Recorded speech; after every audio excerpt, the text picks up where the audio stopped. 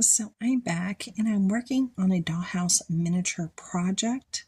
As you can tell, my sewing box is right there.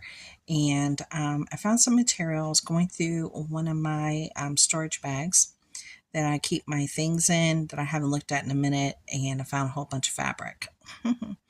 And I found this really pretty fabric. And I was like, what can I do with this? Because it's definitely a challenge. Let me share it with you. Okay, so here's the fabric. It's really pretty. It has this bear and these different animals. You see like the elephant. So I need to cut out two of those.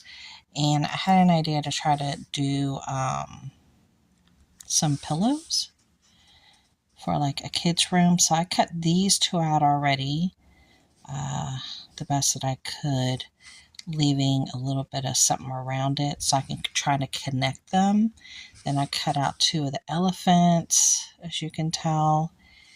And now I need to do two of him and two of him. And yeah, so I'm actually utilizing the fabric. I feel good about it. And I'm going to see if I can somehow use this cute bear. I don't know, for maybe on the floor, and maybe create some kind of fringe around it possibly, or as a topper for a comforter for a bed and have that right in the center. I'm not too sure, but I have a couple of these, like the big bear with the Noah's Ark theme here with the little teddy bear, like it's a little pusher. So that's what I'm working on right now. Okay, I just wanted to show you that I'm trying to keep busy. I'm trying to do something to challenge myself. I hope you are too. I'll be back and I'll show you the progress. Hi friends. Okay, so I'm back and I started working on this project. I'm piecing together this video. So here are the two cutouts that I shared. I decided to make a carpet with this one. And here's the fringe that I'm currently working on right here, okay? So I'm actually having to pull all these threads out off the edge to create the carpet fringe, okay? As you can see, more is trying to come off here, look. See, so I need to trim all that. So I'm going to show you how I'm doing it, just in case you've never tried it, but I'm sure you have. You could take any kind of fabric. Some fabric works better than others to do this. It goes faster. This one is more tedious. It's a more tightly woven type of material here, very sturdy compared to others. So this is, again, just more work. But I'm going to show you, I'm taking this needle here. It has a little bit of glue on it because I'll show you the pillows after. I'll show you the process of trying to get this done. Look at all that glue that came off. Let me take that off. There we go. Okay, so I just take my needle. Okay, and then I'm just going, I'm finding the first lines and then I'm working my way down. You see that?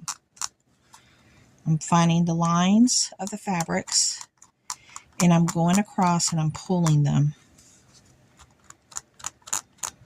See that? So this is the process. Some fabrics are so much easier to work with. This one is a little bit more tedious. You do have to put a little bit of elbow grease for this one versus other ones that are a little bit easier.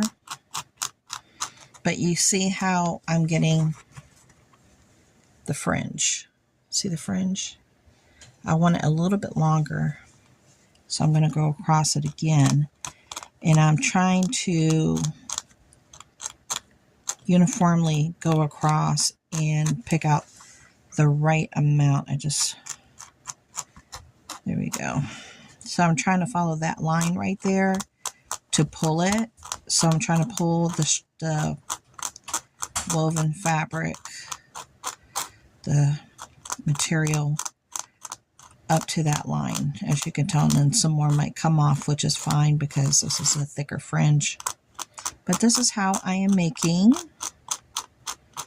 my carpet with everything that I have here at home. so I don't have to spend any money. Okay. Here's another look at it. Okay, so now you have an idea of how to do it, creating your own fringe. If you've never done it before, then you just cut this piece off. You work it all the way down that side, work it down this side, okay? Then you have your own little carpet. I used the Eileen's DIY industrial strength glue stick to glue this down so it didn't have any bumps or bubbles or anything, and it worked out beautifully. And this I might put on a comforter.